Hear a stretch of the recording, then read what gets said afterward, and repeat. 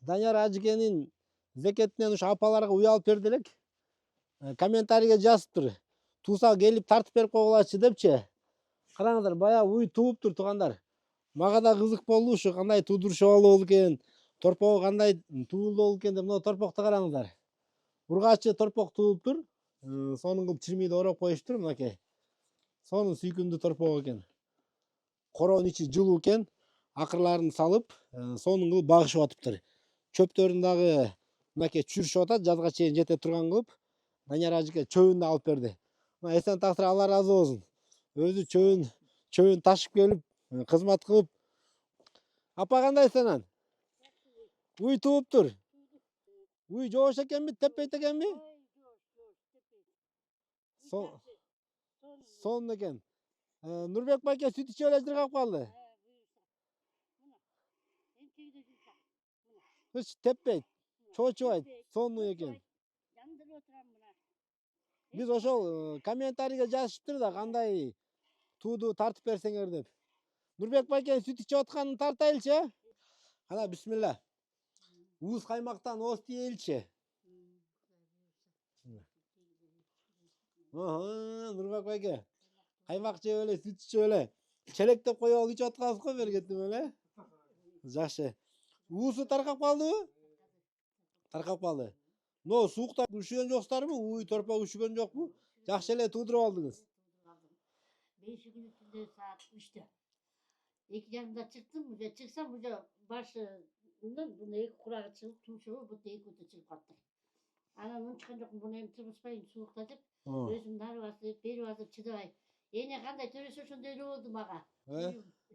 Багы тонун жедирбей карап турдуңуз. Тогун жегизбей ортосуна келгенде эки бутунан тартып чыгарып алдым. Кыйналып эле туруптур да? Кыйналган жок. Анан сразу эле анан кийин эме кылдым. Баягы биштеме бар эмес беле?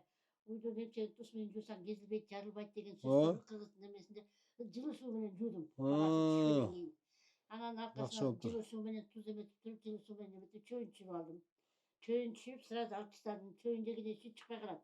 Ошон үчүн баягы ата-энемдин сөзү кулагымда эле да. Анын чөйүн алып өзүнчө эметип, анан жылуу суу берип, жакшынакай кылып эметип. Ташкен бартап багып аткан экенсиз, Эми Кудай буйрса бул уй жакшы уй экен, көрүп атасыз өзүңүз. Торпогу да сүйкүмдүү, Чөптү Кудай буйрса жазга чейин жетет эми. Кудай кааласа. Ооба. Торпоктун ичине бүт кечимишип атыр.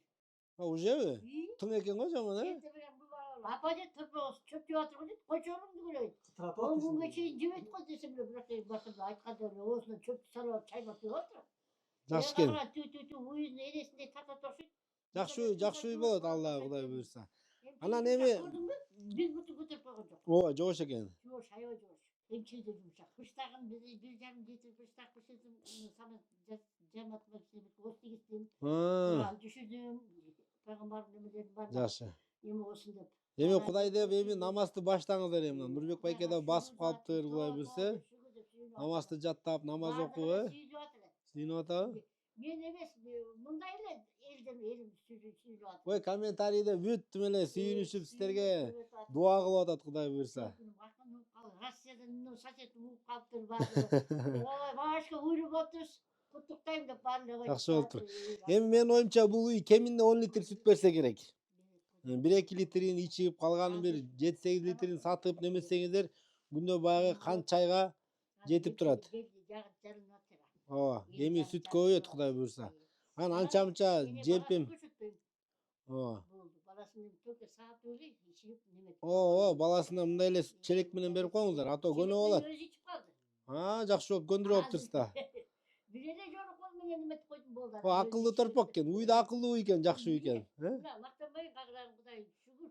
Ой, эсенге Алла ыраазы болсун, сонун уй тандап берди тимени.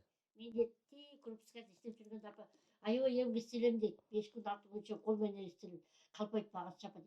Кагыларым туу мен сага калпайт, мен жүрчү деп эсип бар жанына барып торпокто челекти салса эле шимшип эле шарт ичип алса таң калып калдым балам. О, апа, сиз бир пашта үйрөттүңүз го. Жакшы болуптур. Мындай сүт машина барбы? Соседиңизден жегенге тартып алып, калганын сатып, кант чайга жаратасыздар, Кудай буйрса. Ой, азыр бир жакшы уй анча-мынча эркекке караганда бир үй бүлөнүп багат азыр. Ооба. Сонун экен. Анан өткөндө видеону көрүп бизге телефон чалып бул апабыз менен Нурбек байкеге жардам кылып коелу деп бир атын айтпаган боорукер инсандар бир 10 кило эт таштап кетти. Ага да учурдан пайдаланып рахмат айтып койгуңуз эми. Айтып отурмун ага да кечип өтө бер Алла ыраазы болсун. Шүгүр. Оруда сыткары болсун. Бала чакасы менен ойноп күлүп ошол жана тапкан ташыганын рызкысын терип жейбейт. Нурбек байкебизге да жардам кылам, кол сунам дегендер болсо, эм банкыңыз барбы? Эм банк номерин биз анда видеого калтырып коелу, өзүңүздөр да чалып, эм банктан тыйын тыпыр колдоп берип койсоңуздар, Кудай буйрса бул Нурбек байке да эртең жүгүрүп кетсе, Кудай буйрса жакшы жол иштеп, Нурбек байке дагы берешен адамдардын катарына айлансын Кудай буйрса. Урматтуу көрүүчүлөр, кичине жүрөгүм тынчтанды. Чынында эле баягы комментарийге да жазышыптыр да, ошо тууганына бир тартып берип койсоң, апалар сүт ичип атканын көрсөк болот эле депчи.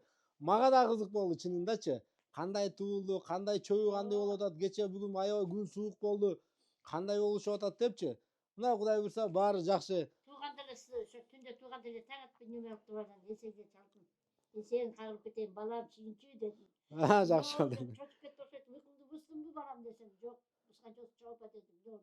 Ой, сүйүнчү уй тууп койду десем. 10 күндө атпайт белек деди. Канча күндөн кийин тууду биз алып келгенден кийин? Биринде алып келдиң. 3 күндөн кийин тууптур да?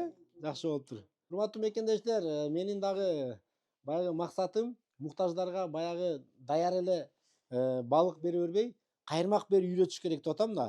Уй алып берсек өсөр саап тирилик кылып күндө элестетиңиз мына. Күндө сүт, күндө каймак, күндө акча. Бир акча берет, аны жок кылып коет. Кайра бирөөлөрдөн акча сурай берет да. Бул ушундай кылып баягы өздөрүн аракетке, эмгекке салайлы. Болбосо биздин муктаждарыбызды дагы жалкоого айландырып коебуз да. Акча берчиге эле үмүт кылып отуруп калбасын да. Баласы деле ошондой. Анан мен айттым, балам жоошпур, уйгуна алат. Уйгуңуздар дагы Кудай буйрса 1 жылдан кийин кунайын болуп тууп калабы бул торпоктор 1,5 жыл 1,5 жыл айында Кудай буйрса ниет кылып коелу сиздерге келип, торпогу уй болуп тууп ошонун сүтүн ичип атканына да Аллах таалам жеткирсин. Мына урматтуу Данияр ажыке, сиз көрүп аткан болсоңуз, баягы жакшылыкка ниет кылып берген акчанын уйду барктап багып атса дагы берген адам сүйүнөт да. Сиз берген зекетиңиздин акчасын өзүңүз көрүп аткандай кандай сүйүнүп, барктап, бапестеп, торпогун да жок кылбай багабыз деп атат Кудай буйрса. Урматтуу мекендештер, мен ушул видеону чыгаргандан баштап муктаждар чала баштады. Ушундай жардамга муктаж инсандар билинбеген менен биздин кыргыз элибизде көп экен. Келиңиздер, биздин долбоорду колдоңуздар. Колунда барлар зекет бериш, намаз окуш кандай фарз болгондой эле өзүңүздөрдүн оборотуңуздардан зекет чыгарыш ошондой фарз. Ким эгер зекетин берем деп турган болсо, Кудай буйрса бизде списокто турганда муктаждар бар. Ошолорду дагы кийинки чыгарышта Кудай буйрса чагылдырып бергенге ниет кылайлы. Видео лайк басып коюңуздар. Бул видеону колунда бар бизнесмен досторуңуздарга да жөнөтүп коюңуздар.